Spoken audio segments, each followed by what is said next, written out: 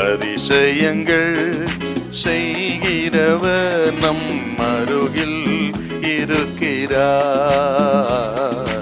அற்புதங்கள் செய்கிறவர் என்றும் நமக்குள் வசிக்கிறார்.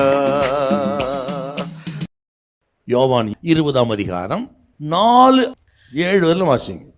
பேதுருவை பார்க்கிலும் மற்ற சீஷன் துரிதமாய் ஓடி முந்தி கல்லறையின் இடத்தில் வந்து அதற்குள்ளே குனிந்து பார்த்து சீலைகள் கிடக்கிறதை கண்டான்.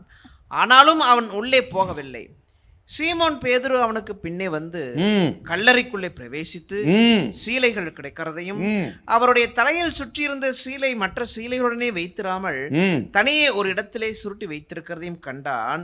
முந்திரி கல்லறையின் இடத்திற்கு வந்த மற்ற சீஷனும் அப்பொழுது உள்ளே பிரவேசித்து கண்டு விசுவாசித்தான். அப்போ இந்த சீலைகளை பார்த்து அவர்கள் விசுவாசித்தார்கள். இயேசு உயிர்த்தெழுந்தார். முதல்ல உள்ள போய் பார்க்குறாங்க, அதன் பிறகு இதை கண்டு விசுவாசிக்கிறாங்க. ஆனால் அந்த கன்ஃபர்மேஷன் எப்போ கிடைக்குதுன்னா நேரடியாக இயேசுவை சந்தித்த பிறகு தான். இதுவரையிலும் வந்து பார்த்தா ஓரளவுக்கு விசுவாசித்தாங்க. ஆனால் அந்த கன்ஃபர்மேஷன் உறுதி எப்போன்னு கேட்டால் நேரடியாக இயேசு சந்தித்த பொழுது. அதுதான் சீமோன் பேதுருவை இயேசு சந்தித்தார் என்கிற இடம்.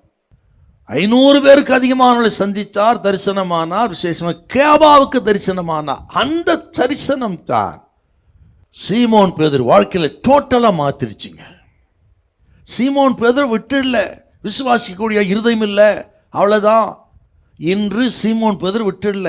அதுதான் ஆண்டோடைய கிருபை, இரக்கம், தயவு.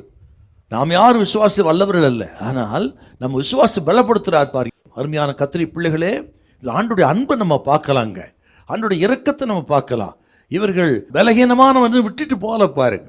அநேக சந்தர்ப்பங்களில் ஆண்டவர் விரும்பு போல் நம்மளால் வாழ முடியல, ஆண்டவர் விருது போல விசுவாசிக்க முடியல. ஆகவே இவர் உதவ மாட்டார்கள், இவர்கள் முன்னேற மாட்டார்கள், வளர மாட்டாங்க, விடுறதில்லை ஆண்டவர்.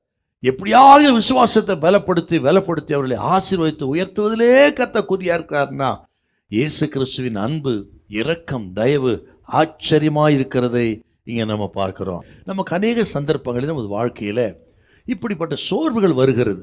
நம்ம காரியம் நடக்காத பொழுது, என்னதான் விசுவாசியாக இருந்தாலும் நம்ம காரியம் நடக்காத பொழுது, அவ்வளோதான், இதுக்கு மேலே நடக்காது என்று சோர்ந்து விசுவாசத்தை எழுந்துடுறோம். இன்னைக்கு கர்த்தர் சொல்கிறார், நாம் உண்மை இல்லாதவராக இருந்தாலும் அவரோ உண்மையுள்ளவராக இருக்கிறார்.